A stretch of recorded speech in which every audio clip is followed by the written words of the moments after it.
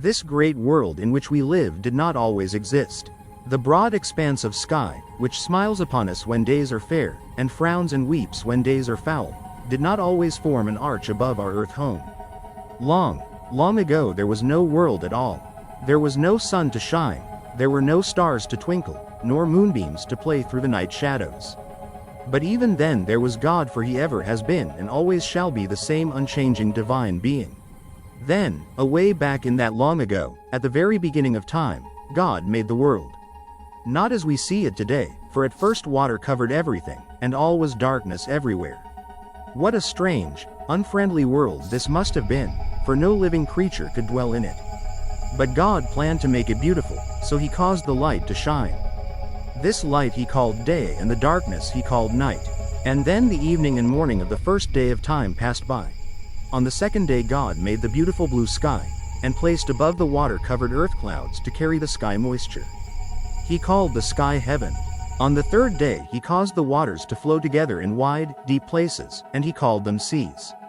Dry land then rose up, and this he called earth. But as yet there were no grasses, flowers, nor trees. The whole earth was barren and desolate. So God caused a carpet of grass to grow upon the bare ground and beautiful flowers to spring up from the earth. The trees and herbs also he made to grow at his will. When God beheld all these things he saw that they were good. On the fourth day appeared the great lights which we see in the sky, the sun, the moon, and the stars. These he made to divide the day from the night. After these things were made, God began to create living creatures.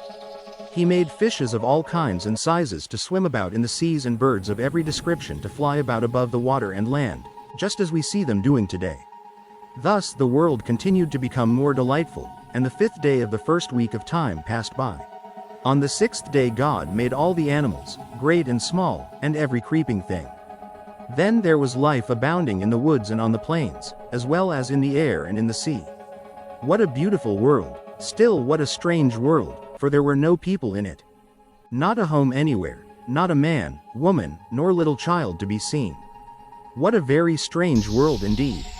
But God had not yet finished his work of creation, for he wished to have people live in the wonderful world he had made. They could enjoy its beauties and take care of it as no other living creature could do. And more, they could know who had made all these great things, and knowing God they could love and worship him. So it was that God made the first man. Out of the dust of the ground he made the man's body, then he breathed into that body with the breath of life, and man became a living soul. This first man God called Adam, and to Adam he gave the power to rule over all the other living creatures. These animals and birds he brought to Adam, and Adam gave each of them a name. But not one of them did Adam find suitable for a helper, and because he needed a helper very much, God made for him a woman. This woman became Adam's wife, and he loved her very much. He called her name Eve. When the sixth day ended, God had made the world and had placed everything in it just as he wished. Therefore on the seventh day he rested from his work.